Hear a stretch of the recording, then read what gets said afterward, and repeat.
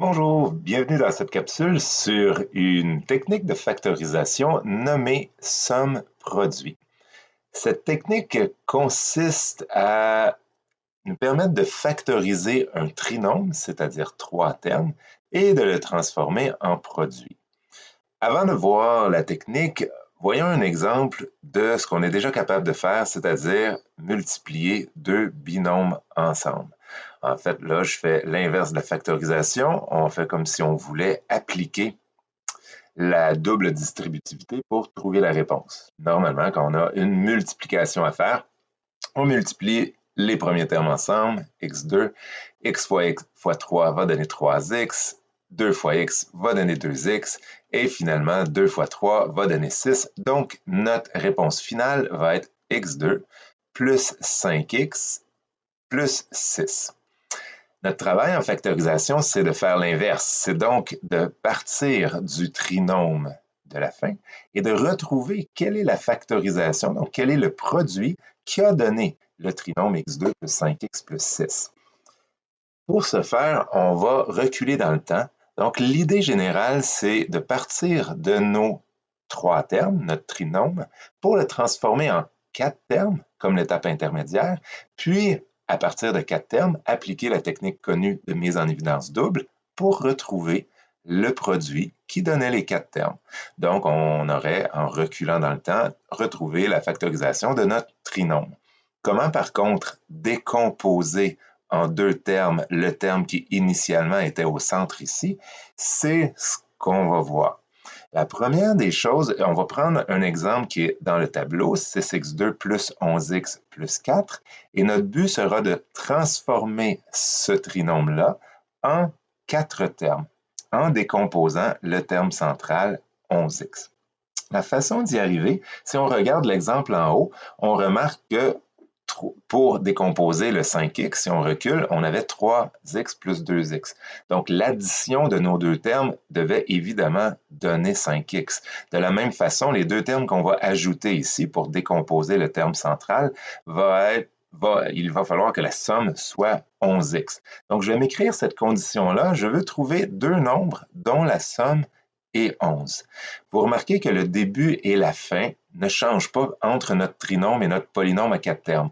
Donc, ce sera le même principe tout le temps. Le premier terme ne changera pas, 6x2. Le dernier terme ne changera pas, plus 4. Ce qu'on va vouloir, c'est modifier le terme du centre en trouvant deux nombres qui donneront 11x.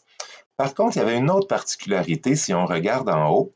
Pour les deux nombres 3 et 2, ils avaient aussi la particularité de donner 6, parce que lorsqu'on a multiplié la dernière flèche, on a obtenu 2 fois 3, et ça donnait 6, notre dernier terme.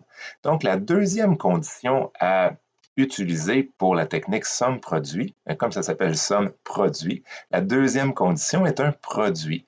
Ce produit-là qu'on devra respecter pour les deux nombres recherchés dans l'espace ici, on devra avoir un produit qui est le résultat de 4 fois 6. Donc, 4 fois 6 donne 24. On doit trouver deux nombres dont la somme est 11 et le produit 24. Un peu de la même façon qu'en haut, le 2 et le 3, c'est deux nombres dont la somme est 5 et dont le produit donne 1 fois 6. Donc, le produit donne 6. On a trouvé nos deux nombres 2 et 3. Et ça, si on faisait une mise en évidence double, on pourrait retrouver, à partir de nos quatre termes, retrouver la factorisation, donc le produit de deux binômes. Donc, l'idée, c'est de respecter ces deux conditions-là.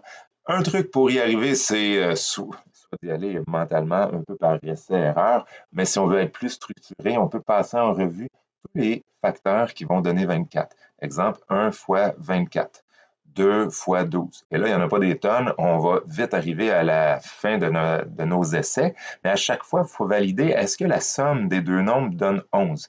Dans ce cas-ci, 1 et 24, non. 2 et 12, non. Le prochain, c'est 3 fois 8 qui donne 24. La somme des deux donne 11. Les deux critères étant respectés, nos deux nombres vont être 3 et 8 pour remplacer le 11x.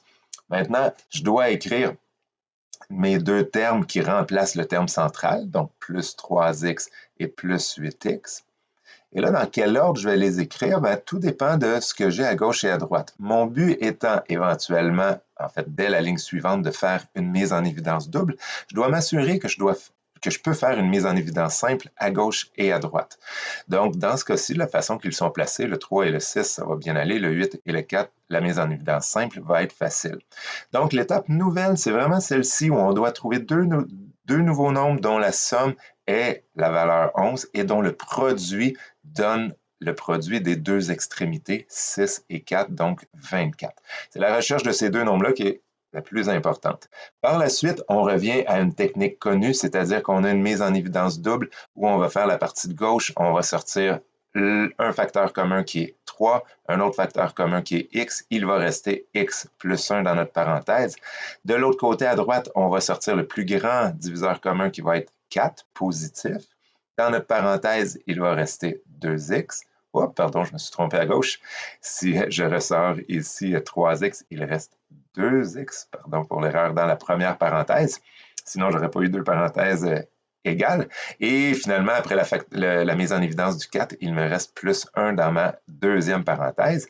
J'ai maintenant un binôme commun, donc un diviseur commun dans mes deux termes. Ce diviseur-là commun, c'est 2x plus 1. Je le mets donc en évidence et j'ouvre ma parenthèse pour me dire ce qu'il reste de mes deux termes une fois que j'ai retiré le diviseur commun qui était 2x plus 1. Ce qu'il va rester à gauche, c'est le 3x. Ça se simplifie. Il va rester le plus 4. Et j'ai terminé, j'ai fait une première factorisation somme-produit. Alors, pour terminer, je vais juste montrer que ce qu'on vient de faire redonne vraiment le trinôme qu'on avait initialement. Je vais faire une petite validation ici. La validation est facultative, mais elle nous permet évidemment de s'assurer que notre réponse est bonne. Donc, ici, pour vérifier que notre technique utilisée est adéquate, je vais refaire le calcul de 2x plus 1 fois 3x plus 4 pour m'assurer que ça redonne bien le trinôme. Si je fais première flèche, ça me donne 6x2. Deuxième flèche, plus 8x. Troisième flèche, plus 3x. Et dernière flèche, plus 4. Si je regroupe mes termes semblables, je vais avoir 6x2 plus 8 plus 3, 11x, plus 4. C'est le trinôme initial. Donc, j'ai une bonne factorisation. Je me suis arrêté au moment où j'avais un produit. Donc, par exemple, si on avait une situation géométrique où on mentionnait que 6x2 plus 11x moins 4, plus 4 représente l'aire d'un rectangle, quelles sont les dimensions du rectangle? Ben, on pourrait dire les dimensions sont 2x plus 1 et 3x plus 4. Alors, voilà pour l'explication de la technique somme-produit.